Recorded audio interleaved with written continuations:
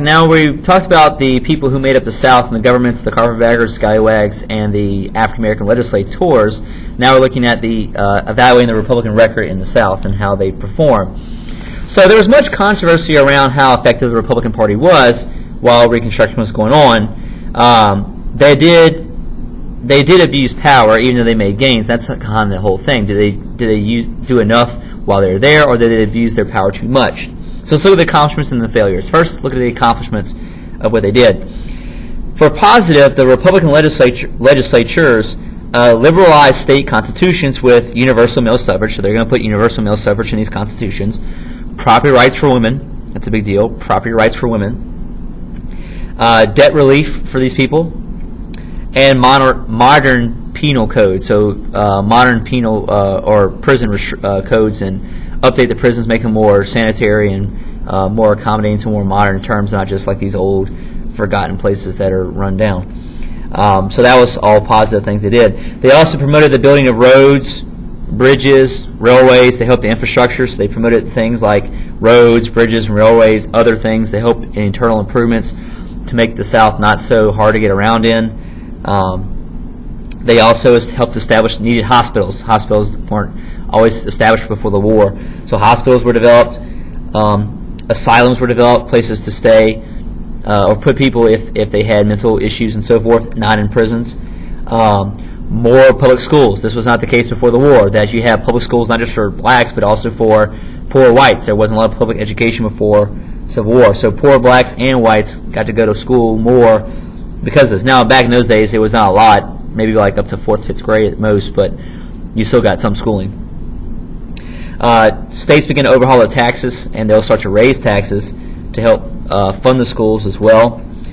There will be bonds issued, but there will be taxes raised and bonds raised by the states to help fund these internal improvements, school districts, and so forth.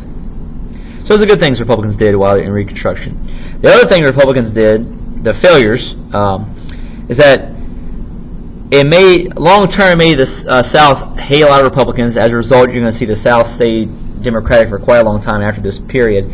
But Republicans were not well liked because of some of the things they did, because they did seem to abuse their power. They did seem to do wasteful and corrupt things. Some did misuse money. Some did abuse their power. There was graft and wasteful spending. Graft is a type of... Graft means you basically use your political position for illegal means. So it's like if I wanted to build a courthouse for the city, and it cost $3 million to build, but I charge the taxpayers $10 million, that's graft, because you basically stole extra money from government, even though you were in a position to call for money and so forth. So these guys took bribes, kickbacks. Not everyone, but there are people who were wasteful and corrupt, took bribes, kickbacks, and so on. But it was no worse than some of the corruption that was happening up north. So this was kind of the theme for the time period. At the same time this is happening in the South, you see corruption happen up in northern cities. You see corruption in the Grant administration, who Grant himself was not corrupt. He was okay guy, but the people he appointed, some of the people who worked under him, were corrupt, and that created problems. So that's a failure there as well. So overall, all these areas, north, south, wherever, suffered a general decline in the ethics in this post-Civil War era. After the radical Reconstruction period ends in the late 60s, you're not going to see a lot of great politics for a while, not until the 1900s essentially. And we'll talk more about that in Unit 7, but basically you go to a period where it's just not really strong leadership, and all these ethics about being moral and so on go away, and you see a lot of corrupt politicians north and south. All right, African Americans adjust to freedom. African Americans adjust to freedom. The group of Southerners who had to adjust the most to in the South were by far African Americans, and they faced with challenges of securing their economic survival and political rights too. So they had to try to protect themselves against any kind of political corruption, voting rights restrictions, and so forth. So first we're going to look at building black communities. African Americans can now reunite with families, which is a big deal. Before this, their families might have been sold off in slavery. Now they can go search for them, try to reunite moms and dads, husbands and daughters, those kind of things. Fathers and daughters, mothers and sons, and so forth. So they're able to learn how to read and write now, which is a big deal.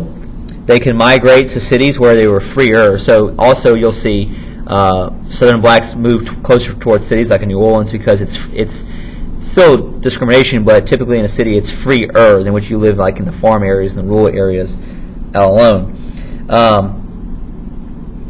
Most evident drive amongst the African community, the most prominent thing that helped to develop the African community were the churches. Over hundreds of new churches were established in the Reconstruction, post-Reconstruction era, and those become the center of their community. So when they can't get a lot of politics accomplished, or they can't really go anywhere else, the church serves as its main staple center for African American communities. Thousands will form new churches and are drawn to them. You see new denominations develop. You see like the Negro Baptist Church. So Negro Baptist Church was one of the new denominations. One I think we mentioned before, the African Methodist Episcopal Church, or the AME, the African Methodist Episcopal Church. Those are two prominent denominations, the Baptists and the AMEs, that become very, very big African American denominations after the Civil War. The leadership of these black communities were typically the ministers.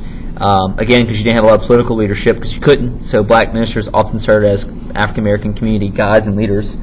African Americans use scarce resources to establish schools and private education. So even though the government was supposed to provide schools for them, they wasn't always the best, and so African Americans had to provide themselves with education. They had to raise private funds for education, and despite not having it as good as whites have it, they still are able to provide their kids some education and improve their situations from before.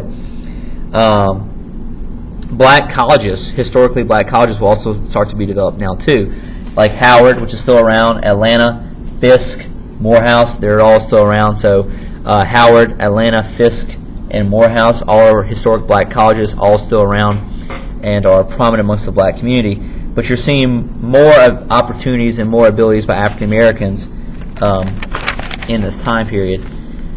Many African Americans did, of course, choose to leave the South. Most could not, but many did choose to leave and head out to places like out west. That's the groups we call exodusters, which we're going to talk about them later in the future. But there's a large amount of ex-slaves, African Americans, who headed to places like Kansas, and they were called the exodusters. They were called this because the key word here being exodus, right, like the Bible, so they fled the South. So you see thousands of African Americans flee the South post-Civil War, and they'll be called exodusters who go settle in places like Kansas.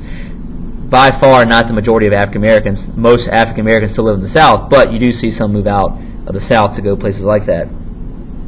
The most predominant type of work done in the South by far, whites or blacks, and this is very important to know, is sharecropping. So when it comes to Reconstruction and looking for jobs, the most prominent type of work is sharecropping, because African Americans couldn't really do anything else. The South's agricultural economy was in turmoil after the war. Whites still had these farms, and they tried to do the forced labor contracts. The black codes didn't work out. They got taken away.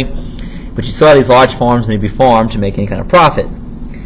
Black insistence on autonomy combined with this post-war economy led white owners to adopt this system based on sharing or paying a rent. Sometimes, let's first talk about sharecropping. So basically what happens is that you have these white farmers who own this land who need help, and so what they'll do is they'll basically rent off a piece of their land. That's why it's called sharecropping. So the African American families will be given a part of their land to farm on. And so those guys will grow whatever crop it is, cotton, whatever the case may be. They'll grow that crop on that farm, that crop on that farm, and then they'll sell. Oh, sorry, they don't sell it. They'll give part of that crop to the owner of the property. That's why it's called sharecropping. They'll give part of that that crop to the guy who owns the property. That's where they pay their rent.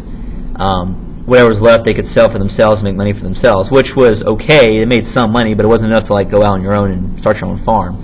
So basically, they're kept in this cycle where they can't really get out of it, and they're stuck as being these poor farmers. There's also what's called tenant farming. Tenant farming is basically the same thing, except you pay money. So if you're a tenant farmer, it means you also didn't own the land. You just paid the money as opposed to paying crops.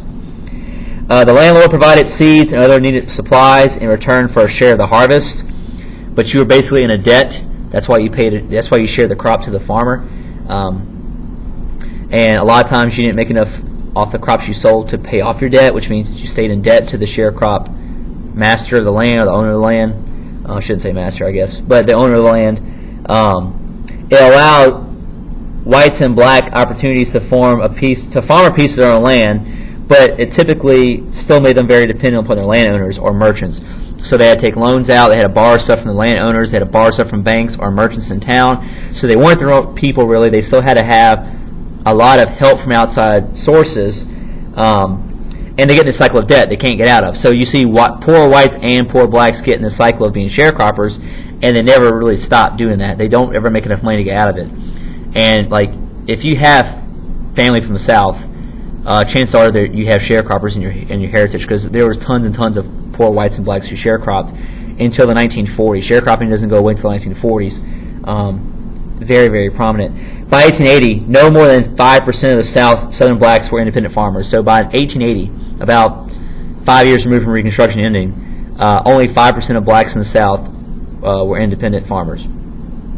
And you see, essentially half of whites in the South also be sharecroppers as well.